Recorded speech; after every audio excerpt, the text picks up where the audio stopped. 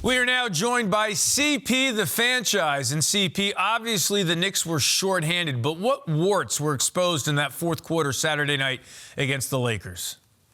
Unfortunately, you can't win them all, Eamon, but in that fourth quarter, you saw a Lakers two-way masterclass. On the defensive end, they bottled up Jalen Brunson. They was pretty much sellout blitzing on Brunson. Even when the Knicks were trying to draw the mismatch with Austin Reeves on Jalen Brunson, the Lakers would still send Taurean Prince over to double, forcing it out of his hands and making the Knicks supporting cast make plays, which they were unable to do. On the other end, it was the Lakers putting pressure on Jalen Brunson as a defender and really taking advantage of his weaknesses, both as an on and off ball defender.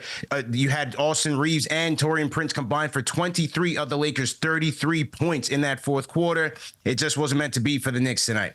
Donte DiVincenzo has helped pick up the slack offensively, averaging nearly 27 a game in the last four. But in your eyes, what other adjustments do the Knicks need to make as they continue life without Julius Randle? It's going to be difficult to replicate Julius Randle's offensive production. Donte DiVincenzo has done a great job, and he's even made a case to be the Knicks' long-term starting two-guard. But for the Knicks to be able to tread water while Julius Randle is out, they're going to have to do the little things right. Taking care of the ball, forcing turnovers, and creating fast break opportunities. Also figuring out a way to continue to put pressure on the rim and getting free throw attempts. When Julius Randle was in that Knicks lineup, the Knicks were 10th in the NBA in free throw attempts at about 23.6. Over the last four games since he's been out, they've been about in the bottom quadrant of the league at about 18.5. So they're going to need to find a way to put some pressure on the rim and get some easy baskets that way.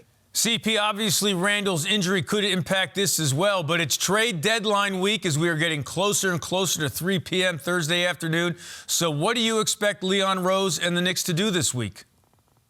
I think they'll continue to seek a bench upgrade at the guard position. Names that we've continued to hear about, Malcolm Brogdon. Would that be an easier trade to make now that the alleged CAA and Clutch Sports rift has been mended? Alec Burks, a former Knick with the Detroit Pistons. He's another guy that can provide the Knicks with some instant offense. When you look around the East, Eamon, with the news about Joel Embiid's meniscus tear and surgery, and Philadelphia who will seemingly be falling back to the pack, the Knicks have an opportunity to take advantage here. Hopefully they can make a trade deadline splash that will keep them in contention in the East. Yeah, obviously the Embiid news, a major deal in the Eastern Conference. This Tuesday through Thursday at 3, it's the Putback with Ian Begley trade deadline special Tuesday. CP joins Ian and Steve Popper of Newsday to set the scene on an important deadline for the Knicks. That's on SNY's YouTube page and social channels. CP, the Fanchise, thanks as always for joining us on Honda Sports Night. Anytime, Eamon. Thank you.